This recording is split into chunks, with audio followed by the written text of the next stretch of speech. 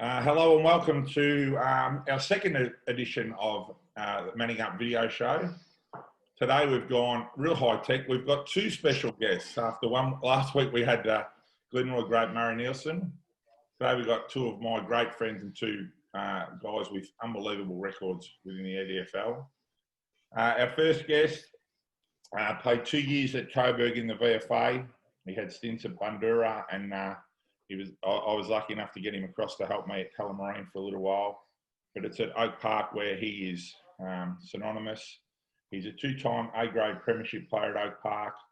He was a member of the 2009 B-grade premiership at Oak Park, including being selected in the B-grade team of the year.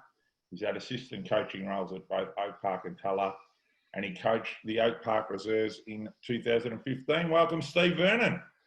Hello, Ashley. How are you, mate? It's nice to be on the show. Oh, mate. And looking forward to a chat. I'm living the dream, mate. You know that. I'm always living the dream in ISO. My second guest is a three-time A-grade premiership player, two at Oak Park and one at Greenvale. I remember actually watching the Greenvale Grand Final. And then he joined me in 2008 for a Division 1 premiership at Glenroy, which we might talk about a little bit later on. He's an A-grade best and fairest winner. He won the under-18 competition medal. This is one of the things that we're going to talk to him about a bit later on. Under 16s, he unbelievably kicked 117 goals in 13 games. Now, I'm not very good at maths, but I reckon that's 9 goals a game. And he played his juniors at Oak Park, and he spent seniors at clubs like Greenvale, Glenroy, Tulla, and of course, he is an Oak Park legend. Leigh O'Neill, welcome. Thanks for having me, Ashley. It's a privilege to be on this wonderful show, and yeah, very, very happy with the call up to get on so early. Just before we go on and talk about a bit of the AFL, General, I've got to ask you, you won the comp medal in under-18s, which is a fantastic effort. Was that playing for Jacana? No, that was at Oak Park, my first year there. We didn't have a team down there in the under-18s for quite a few years, and the father asked me when I was looking at leaving Jacana if I wanted to go down there and take on the challenge of starting up an under-18s team, and we did. We made the finals. We got knocked out early, but yeah, had a good year and was able to win a medal. What position were you playing? In the midfield. So you've kicked 117 goals the year or two before. I assume playing at full forward. You didn't kick them from the midfield, did you? No. So when I played, was not my coach, and he was painting my family's house at the same time, and he said, "I haven't got a full forward, and I'm looking for one, and I don't know what to do." And I said, "Oh, give me a crack at it. I'll have a bit of a go." And he goes, "All right." And we played round one and played Wallen, and I managed to kick 9 that first game. And he said, "Oh, that worked out all right. We'll go another week." And the next week I kicked 17 against Faulkner Park, and we didn't look back after that. So how does one average 9 goals a game and not win the comp medal in under 16s? I actually only polled 5 votes in the comp medal, and I kicked double figures in 6 games, including 17 twice and 16 once, and only polled 5 votes. So. And didn't win the club best and fairest either. So it was obviously being a full forward wasn't that important those days when you slot them through, Ash. You would have been devastated being a full forward yourself. So. Well, I kicked 100 one year and only got 4 votes, so I feel your pain, but it's definitely a midfielder's award. But anyway, we'll get on to the glory days of your career a bit later on. Let's talk a bit of AFL. Vernon, you're a Bulldogs man. What happened yesterday? Mate, yeah, the St Kilda were fantastic yesterday. Their game style, I reckon, suits against the Bulldogs. Bulldogs press high in defence and St Kilda very quick out the back. So during the year, I might have been round 2 or 3, I reckon, they played and they did exactly the same thing and were too quick from out the back and they were too tall. Paddy Ryder absolutely murdered him in the middle and Timmy English probably needs a bit more help. But they've played him one out all year. I'm not sure whether that's the way to go going forward. I think they might need to get him some help. But, yeah, they were just too good. and very impressive actually to watch. They are, so that was good. They play quick style, don't Just they? And they, about I 20 reckon minutes you're better. right. They got you over the back 2 or 3 times in the first quarter, and then later in the game when the game was up for grabs, I think they got one right at the start of the last quarter, and that. Yeah. And they're known for getting their goals sort of within that 10, 15 metre radius, but they killed you in the air. King, smashes. Memory was terrific yesterday. Yeah. King, I think they took 19 contested marks or something ridiculous. So yeah, Max King was too tall. Keith, I think, was playing on him, but there's not enough big blokes around to help him out. They're going to be pretty impressive, I think, for a few years to come with their height and their speed. What about the Bulldogs here, mate? What about the Bulldogs here? Is it a positive or a fail? I don't know. They looked really good at the end of last year. They're a bit up and down this year. It's probably not a wasted year because they made the finals, but I thought they probably could have won a final. Would have been a better result for the season. So, yeah, I don't know. It's probably maybe on par. But, yeah, I thought they were probably better than that. With the recruits they brought in, Josh Bruce didn't do a lot for the year. Had one good game, really. Kicked 6 in one game and didn't do much for the rest of the year. Contested well, but Alex Keith was fantastic. But, yeah, I think they definitely need to get a ruckman. They need some help for English in there. Who do you reckon they need? I don't know. Who's available? There's probably not many available, but Braden Bruce is probably available. I don't know whether he's good enough, but he certainly would help him.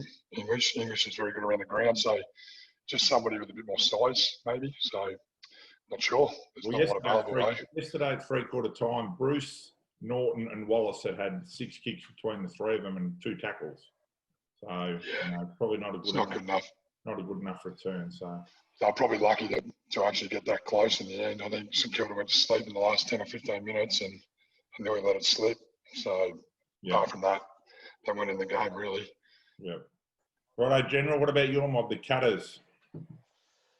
Yeah, look, I was pretty excited about this season. I know it's been a really weird one with COVID, but no crowds I thought was going to be beneficial because every year we get to the finals, we run into Richmond or some big powerhouse Victorian team and 80,000 of them rock up and go haywire and 10,000 of the Cats fans turn up and we all go back in our shell. But I've been a North Melbourne supporter, mate.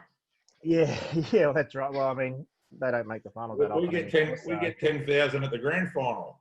Yeah, that's right. So, but yeah, I just think I think our structure still wasn't right. I know people might disagree, but I think Radagula is imperative to our structure down forward. Tomahawk agree 100%. Tomahawk just doesn't get that help when he's not there, and you need to play Rowan as that second tall forward. Or even on Thursday, they started Stanley in the ruck, and he just pushed forward straight after, and Blickarves took over the ruck, and Stanley took a few marks and stuff, but in this day and age, you need to get the footy forward from a centre bounce, and you need to keep it in there. And Radagula needs to be there for when they do that. Otherwise, they handball, finals pressure, cough it up, and then you're in Barney rubble. So, yeah, I think the structure wasn't right. We made some really poor errors through the middle of the ground without pressure, like just from standard marks. It felt like Glenroy back in 2008 when we used to ball around. So, well, if you get the same result, it'll be all right. Well, maybe we need Chris Scott to get him to do light pole to light pole every time they miss a target at training or something. So, but yeah, they had their chances as well. Like it could have gone the other way. I know they had a few tough shots, but yeah, Hawkins' confidence was shot after he missed a few. But I don't think either team really played a dominant brand of footy against the other where they deserved to win. We just didn't. I don't think we played to what we should have, and now we're in a big sort of hole. Now we've got to play the Pies, who we don't play overly well against too often at the Gabba this week, and. Yeah, I mean, if we get through that, we're back in it because we have a good record against the Lions. But, yeah, I don't know. I'm a bit iffy about us getting past the Pies this week. So I thought a few of your defenders, I thought Henderson was pretty good. And obviously Harry Taylor did a good job on Dixon, but I thought a couple of your defenders looked a bit shaky. I thought Henry looked a bit shaky at times. I thought Hughes obviously got exposed a couple of times. I mean, the Port Adelaide small forwards were pretty damaging. I think a lot of people have underestimated. I mean, you look at the results after the first two nights and you say, oh, Brisbane's won and Port Adelaide's won, and they were probably both not favourites, or the Port Adelaide Geelong game was even. But they've both been the best two teams of the year. So why does everyone doubt them? It happens all the time. Yeah, I think it's just, you look at finals experience, like the Tigers have been doing it for the last 3 years, and they've clearly been the best team the last 3 years. And so, and a 15-0 record against Brisbane just reeks of they're gonna take care of them when they need to. But I watched a bit of that Brisbane-Richmond game, and I thought these days there's not a big emphasis on ruckman, but I thought the Big O was sensational in the middle. He led from the front. He got his hands way above Nankervis, and then he followed up on the ground. And then their Achilles heel, Brisbane, their key forwards, McStay and what's the big lefty's name again? Sorry. Hipwood, yeah. So Hipwood, they all got a touch early, and once you know what it's like in a final, if you don't get the first 10 minutes, you don't get one for the next 100, and if you get a few in the first 10 minutes, you're up and about. So they got that, and then the rest sort of took care of itself. And Andrews down back, he only had to worry about one key forward in Rewald, and he pretty much got his fist on everything as he does. But they missed Lynch. It's an interesting point you make about Andrews. Now, I'm not the greatest Tom Lynch fan. I think he's a very good player, but I think he's rated a bit higher than I think. He's only a 2-goal-a-game forward, and I know he competes hard. But by not having him there, it was a double whammy, because the point you make about Andrews is a good one, because Andrews, if he's playing on Lynch, he's not punching the ball 20 metres. No. And if the ball drops to the feet, and guys like Rioli and Castagna and Edwards and these guys can get, and Arts can get dangerous. But he was hitting the ball 25 metres sometimes, and it was just clear in the area. And Richmond's style of getting it into Lynch and Rewalt, contest the footy, bring it to ground. And early on, I just thought maybe Chol just didn't compete hard enough. There was a couple of times where he waited back, he hesitated, and Andrews just jumped over the top and smashed it 10, 15 metres. So, and you watch the real good backmen like Andrews. He's one of the premier backmen in the AFL. They will leave their man any chance they get if they don't respect them, and they can't do that when they play on really good forwards. Like it just doesn't happen. McGovern, especially late McGovern, was doing it flat stick, just leaving his man at will. But with no Lynch there, Andrews was just not going to pay Choi any respect at all. Like he was just going to leave him, and that's what he did all night. And they provided more than I expected, both Brisbane and Port Adelaide. I thought they were definitely beatable, but they stood up when it mattered, and now they get the right to a week off. Richmond, even though Richmond lost, and obviously it's not their preferred option, for me they're still the team to beat. I don't think that loss is going to do them any damage. The mathematics hasn't changed. They've still got to win 3 games to win the flag. That was the case before Friday night, and it's still the case. I don't think, not having that extra week off, having just come off of the finals bye, I don't think it's that big a deal. They'll get Lynch back. I think they got through pretty unscathed. They've got a big game this week. Ryder being out gives, maybe will help Nankervis a lot, because I think that was St Kilda's big advantage of the ruck. So just before we get on to some local stuff, the game last night, Vernon, West Coast Collingwood, did you have a look at that? I did watch a fair bit of that, especially the second half, not a lot of the first half, but it was a fantastic game to watch. Oh, geez, it was a good game of footy. Brilliant games of footy the whole weekend, but it's interesting to say that we were talking about before with the defenders having to pay respect to the men. I thought Darcy Moore was caught high a lot because he had to play on Darling. And Darling was pushing up the ground, so it didn't let Moore get back deep like he normally would do. So that was a perfect case of what you were just talking about. But the Collingwoods, their backs against the wall. They love that, and it played right into their hands. And it's fantastic, even in the last quarter, because I thought West Coast were going to run over the top of them, and they got a couple of goals with Mychuk and and to go, he kicked a couple of freakish goals, and the game sort of turned again. But to hang on, that my check goal, surely he didn't mean that. Oh, he couldn't have been meaning it, but it's just the way it goes. But I was just watching the footy show just a bit earlier, and they showed a couple of highlights of Taylor Adams in the last couple of minutes, and just that decision right in the last 30 seconds to go forward, had the West Coast players coming through the middle, and they didn't get the kick through, could have put a smother in it. Just little decisions like that in the crucial parts of the game. They were better than West Coast, I think, in that. So it was a great game to watch. It was a fantastic game. I'll tell you who would have breathed a big sigh of relief was Maynard from Collingwood in the last quarter. Oh, yeah. Got that kick when he got played on and got that kick smothered. I think at the time they were 13 points up with 4.5 minutes to go, and he's taken them out in the back pocket. Just slow the game down, get your numbers across. He played on, got it smothered. Liam Ryan picks it up, drilled Josh Kennedy, and all of a sudden they're under pressure. But as you say, it was an absolutely fantastic game to watch. And I think next week, 4 Victorian teams in the prelims. The AFL will be the MCG. They'd have got 90,000 of both of them. So.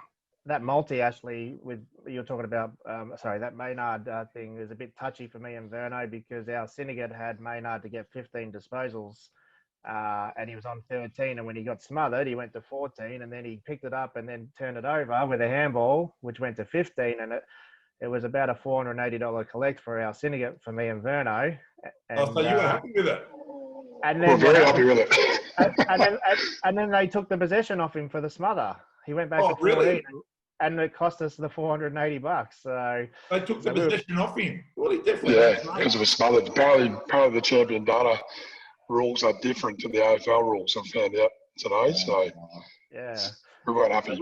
We all celebrated. We're like, yeah, you idiot. We're all happy, and then we all lost it. So. All right, very good. All right, boys. Well, what we're going to do now is we're going to head off and have rants from the recliner. So sit back and enjoy this week. G'day, everybody, and welcome to another edition of Rants from the Recliner. As you've probably noticed, this week I am actually on the recliner. This week I want to talk about another anomaly in our rules, the below-the-knees free kick. For 100 years, footballers, myself included, have been told by coaches when the ball's on the ground and the ball's in dispute, you get down low and you go in as hard as you can. Well, in the last few years, that's changed. And it's changed because the AFL panicked because a couple of players suffered serious injuries. Now, I understand we don't want serious injuries in the game, but this is a complete overreaction to the way guys have been playing football for over 100 years. A few years back, Richmond's Nathan Brown suffered a horrific injury when he went to kick the ball and someone dived across his leg and he suffered a severe broken leg. Nobody changed the rule with that. We didn't all of a sudden bring in rules saying that you couldn't smother the ball because somebody suffered an injury. It's the same when people go for a high mark. There's an inherent risk involved that you might land on your head, your neck, break your arm, whatever. But we don't stop people flying for marks. The 2 videos I'm going to show you, when you have a look at them, take special note of the first one and listen to the commentator who says that you should be able to win the ball, which in my opinion is the most important thing in football. And under the current rule of the below-the-knees free kick, people going in and winning the ball are now being penalised, and it's very confusing for the players because half the time the players don't know whether it's going to be a free kick for below the knees or a free kick for the person falling over the top of the player on the ground. The second video I want you to look at involves Collingwood. Have a look at the confusion on the Collingwood players who think it's their free kick. They're so confused they end up giving away a 50-metre penalty. It's a dumb rule. I don't like it. It goes against the spirit of the game, and it was a change made as a knee-jerk reaction to a serious injury. So here's that. Hold the meter. Yep. You are allowed to win the footy in the contest. Last time we all checked. Hold that meter, arms up. Ball in. Deep in the Dogs. For Crisps, he swings it out wide. Phillips has got an issue now. Ran into Shepard. Contact below the knees. So that's going to go the other way. 50. And 50 for not throwing it back to the West Coast player. And Jaden Stevenson, he was completely confused. He thought it was Phillips's free kick. Genuinely didn't know. That's where you need a common sense approach, I reckon. That one there. They had no idea what was going on there. Wow, Scotty Pendlebury is not happy. And for not returning the ball to the player. It's got to be that. So, Well, no one has an idea whose ball it is. I've called it, I've been clear, he's got to look and see, I'm pointing clearly this way. can't handle that at all, JB. Cannot handle that being a free kick. And this is what the 50-metre penalty was for. Jaden Stevenson thought it was Tom Phillips. There's 70,000 people in the MCG. There's a lot of noise out there. You've got to assume the players can't hear every single word the umpires are saying. Rand. Okay, all right, boys. What we're going to do now is we're going to talk about a bit about local footy and your careers. Obviously, both had great careers. I mean, there's so many players don't get the chance to play in a grand final, let alone win one. Vernon, you won 3 in the seniors and a reserve one, and General, you won 4, 5 A-grade premierships between you. Is a phenomenal effort. Vernon, I'll talk to you first. Tell me a little bit about your career and some of the highlights and anything interesting that you've got to say about, local footy today.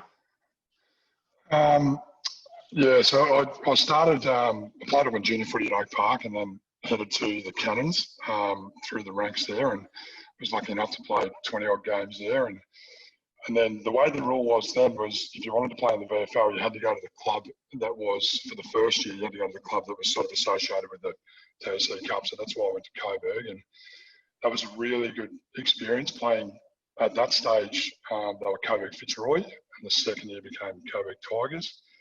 But you were playing against blokes who were on AFL lists. If you played in the seniors, I played about 10, 12 games in the seniors, so I was lucky enough to do that. But it was a really good learning curve. So when I went back to local footy, just gained a lot of experience from there. So that was good. Played with some very good players at Coburg, and then headed back to Oak Park in 2002. They played off in the missed the grand final in straight sets the year before. Played the grand final in 2000, so it was not a bad time to head back there. And we were lucky enough to win a flag the first year I was there, and then won again the next year. So at 21 and 22, playing a premiership was pretty good. What so position were you playing in those grand finals? I played centre-half back in the grand final, started at centre-half back, but predominantly we had some very good key defenders at that time, so we sort of switched from full-back, half-back, centre-half back, but I was named at centre-half back, I think, or half-back in both the grand finals. Played on some very good forwards in that area. There was Simon Connell was easily the best that I played on. I think he kicked 100 goals every year that he was in the comp. That doesn't happen now. It doesn't happen. No. I reckon Johnny Kent in 2008 kicked 100 in B grade, and I can't remember anyone in B grade or A grade kicking 100 in the last 12 years. I don't think so. So he did it for fun, didn't he? Yep. It was actually pretty common for a couple of guys to do it in each year. So there was him, there was Aaron James at Tudor Stars. Danny Delray was playing for East Keeler back then, and then John Barnes as well played there. So there was some big key forwards in that comp, a few big key centre-half forwards as well. So it was quite challenging for a younger bloke. I wasn't all that big back then, so it was sort of challenging, and had to sort of plan the way you played on them, played off them a bit, and tried to use my leap to advantage, but very good. Played there, we played in a grand final in 2004 and got rolled by Greenvale, which when they started their sort of run, and then we dropped off a bit after that. So I made the switch to go across to Bundoora to change it up, and sort of that was a great club to play for, very strong club, Bundoora. And it was good to go to a competition where nobody I just knew I had to prove myself in the club. So I started as a forward, talked him into being a forward, and ended up down back later on in the season. So good time there, and then headed back to Oak Park when Todd Clark, mate of ours from the premierships, took over as coach. We got relegated, unfortunately, and then won the flag in B grade and come straight back up and made the finals the next year. They've been pretty topsy-turvy, Oak Park, sort of over the last 10, 15 years, haven't they? They've been a powerhouse in A grade, and now they find themselves in what is essentially C grade, but Division 2, and they've gone back to Todd Clark this year. So yeah, I think since 2011, when they had a really good side that year, reserves is a good side as well, and just missed it by a couple of points. So I think that hurt them a lot, and since then they haven't really recovered. Tried to sort of save a bit of money, I think, but it's a fine line in Division 1 when you're trying to do that because it's competition so close, and found himself dropping down another level. So it's a long road back, but the club's in a better position financially, I think. So that 2011 grand final, is that the game where Alice Gleeson had 2 shots for goal in a row from like 35 metres out and missed them? He missed, and I think Jack Pascu had a shot from a long way out and hit the post to put him in front late in the game. And Michael O'Brien from Strathmore kicked a fantastic goal in that the far pocket where the school is at Windy Hill, and the goal hadn't been kicked there all day, not even in the reserve. So it was a very good grand final in the end, but probably stiff to lose it. They probably were the better side for that season, but as you know, you've got to turn up on the day and win them. So that's probably hurt them since then. And then lastly, headed across to Teller with your good self when you asked the group of us to call and said, would you come across and be an assistant coach, which was a great time there. I really enjoyed playing assistant, didn't really focus on myself playing too much. It was more about trying to teach the guys while I was on the field, which was really enjoyable. So I enjoyed the time at Teller and still have a few good mates from there out of that, including yourself. So very good, Stephen. It was good. Very good. Yeah, well, I think sometime, unfortunately we lost in the grand final in 2014, and when General was talking about Geelong before, I think Chris Scott's a bit harshly treated because his finals records are not that great. Well, an 18-team comp, it's hard to win the grand final. So, he keeps getting them there. They were actually my tip, along with obviously Richmond. I still thought they were the team going into the finals. But anyway, so, it's they're hard to win, that's for sure. General, tell us a bit about your illustrious career. Well, I was a Chicano junior, which not a lot of people really sort of knew. My dad was involved down there on the committee for a long time, and he left and then went off to Oak Park, but I stayed there for all of my juniors. And then we had I was very fortunate. So from the age of 6, the first 19 years of footy that I played,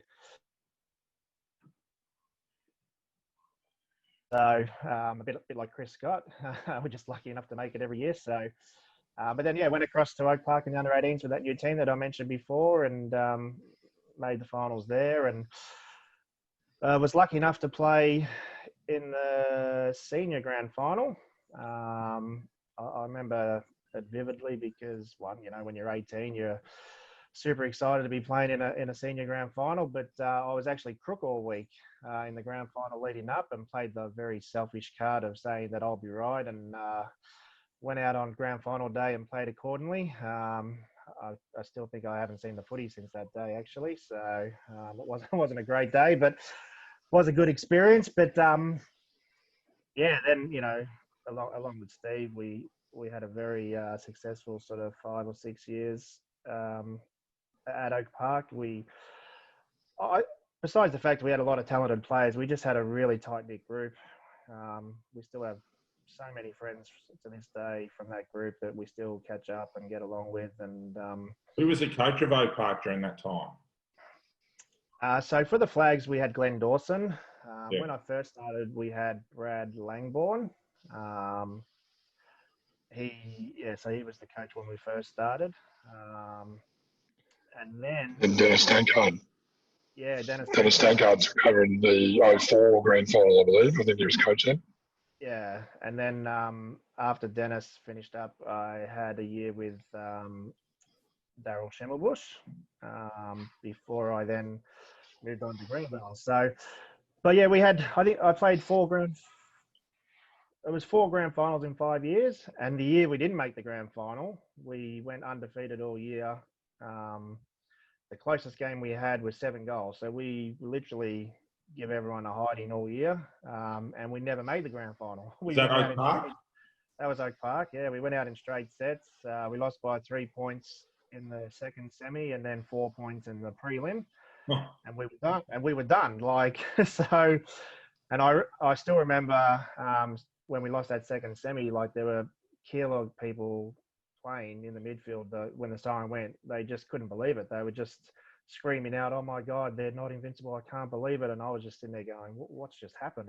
Like this was supposed to be a cakewalk." But yeah, so we didn't even make it. But yeah, we managed to play in the next 3 grand finals, winning the first 2, which was wonderful. And you know, still, I believe to this day, the only A-grade premiership teams from Oak Park. So, although I'd like to see them win a few more, obviously they're a little way away from that at the moment. But yeah, it's still a very proud achievement that I'm happy we were associated with. Went off to Greenville after that. I wanted to try and chase another A-grade flag. I had a lot of friends at Glenroy, which obviously I come down and played footy with you after that. But I wanted that A-grade. I wasn't ready to give up A-grade footy yet. And so I was deciding between Greenville and Dudas and trained with them both. And I went to Greenville, and in hindsight, it ended up being a good choice.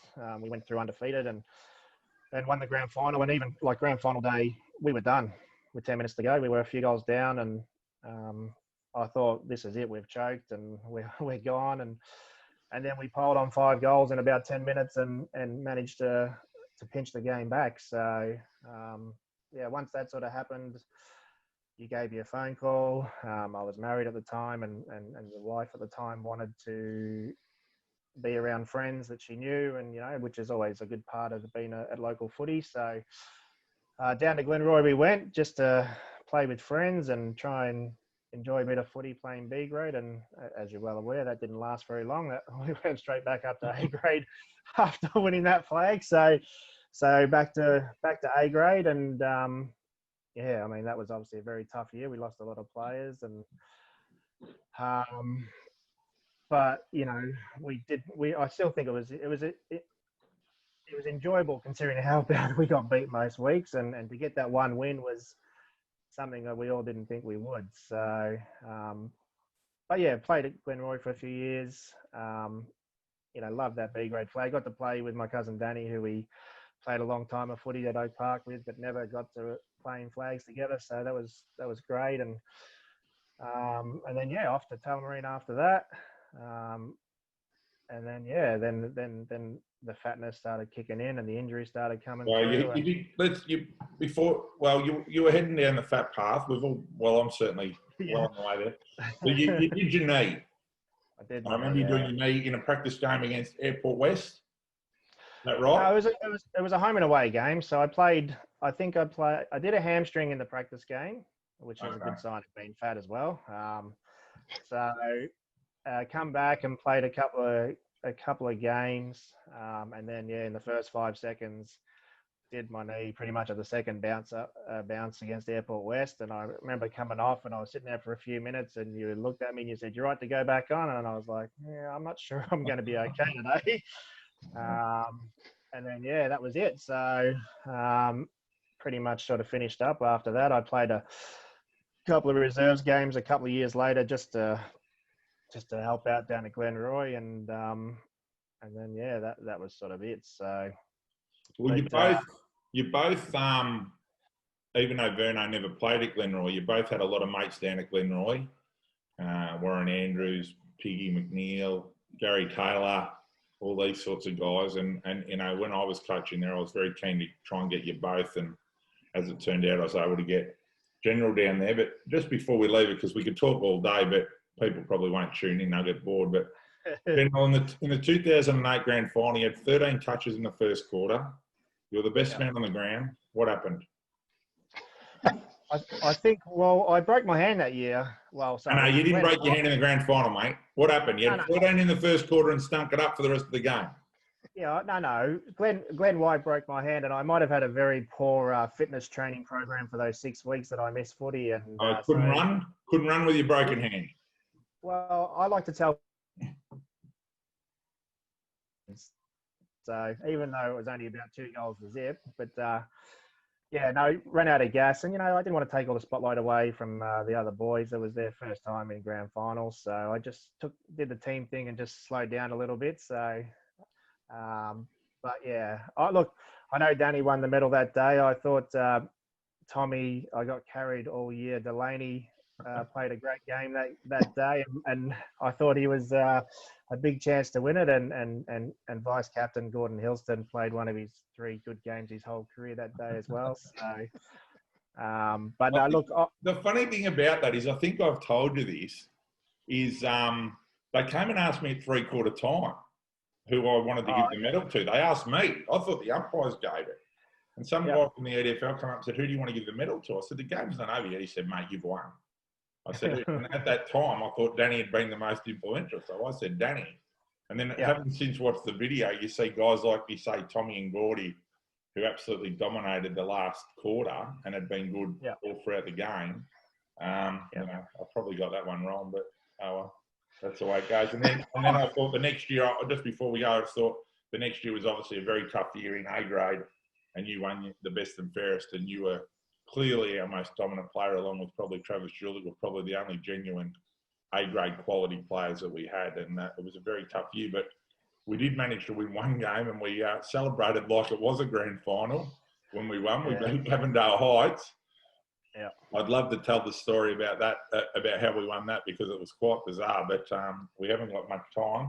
But I will, just before we do go, Verno, funniest story from footy. Have you got a quick one for us, a little zinger? Well, yeah, I've probably got a few from footy trips or whatever, but I don't think they're appropriate for this this meeting. It's, there was one day we played at East Keilor.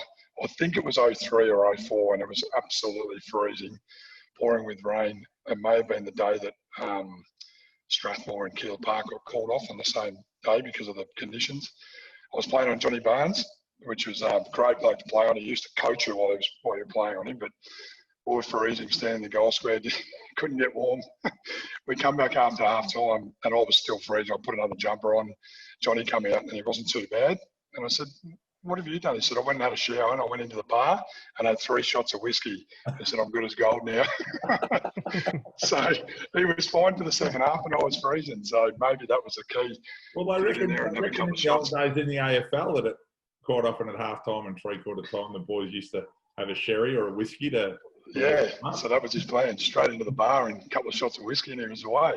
His sister Sharon sponsored me, was a great supporter of me when I played at Glenroy, so I know Barnesy very well, an absolute character of the game. General, you got something for me?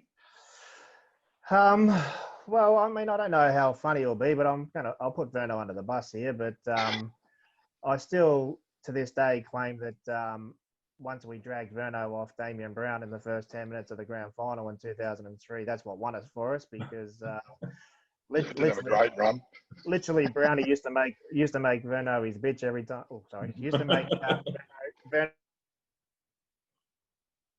Verno his little girl, he's not little, a reasonable fella named Matthew Egan, might have been an All-Australian AFL footballer a few years after this, waiting in the wings to have a shot at him, and we joked around saying we need him to start on Brownie, and Glenn Dawson said, no, we'll start with Steve, and Brownie started with Shane Shepherd first, and then he towed him up, and then he towed me up, all in the first quarter. Brownie was plucking them all everywhere, and I was like, yep, we're about to get our butts kicked, and then Matty Egan went onto him, and Brownie'd only seen fresh air for the rest of the day. He'd never seen the footy again, and from 2 weeks earlier in the pouring rain, losing by 10 goals, to then winning 2 weeks after on a nice, dry, sunny day by 13 goals, even though we were losing at half time, it was a pretty good effort. But I still joke with Steve all the time, telling him that he was the one who won us that grand final when we got him dragged off this superstar gun forward that was going to turn the game for him. So, but I did play that day that Verno was saying about the wet weather, and I remember a little player named Jason Pappen. He come from Craigieburn. Won a comp medal. Comp medal winner, yeah. So I remember looking at him at the 3/4 time huddle that day, and he'd been showered at halftime because he was that cold. Like they had him under the showers in his footy gear, and he had blankets wrapped around. And I don't think he went on in the last quarter because he couldn't move. Like he was that cold. It was ridiculous. There were actually puddles around the ground, and so when the ball went out of bounds, it wouldn't go anywhere else. It would stop on the boundary line because the puddles are that big. So, and I'm pretty sure we got beat that day too, actually. So we did, yeah. Well, if you think it was cold, for you, Blake, so I played at Glenroy that day, and I can't remember who we played, but the first bounce was a quick kick out of the centre for Glenroy. We never got centre clearances, and I ran out and did this big diving attempt. You know, I was going to miss it by 10 metres.